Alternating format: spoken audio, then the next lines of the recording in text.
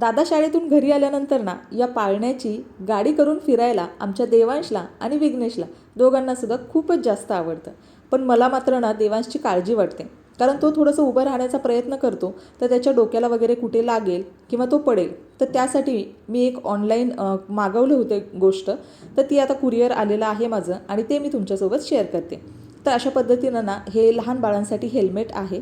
तर त्याला पाठीमागं अशा पद्धतीनं स्टिक करायचं आहे आणि त्यानंतर ना आपण जशी कॅप वगैरे बांधतो टोपी बाळाला, त्याच पद्धतीनं हे बांधून घ्यायचं आहे. छान पद्धतीनं हे हेल्मेट बाळाला बसतं आणि लाईट वेट आहे, त्याच्यामुळे बाळसुद्धा खूप खुश होतं.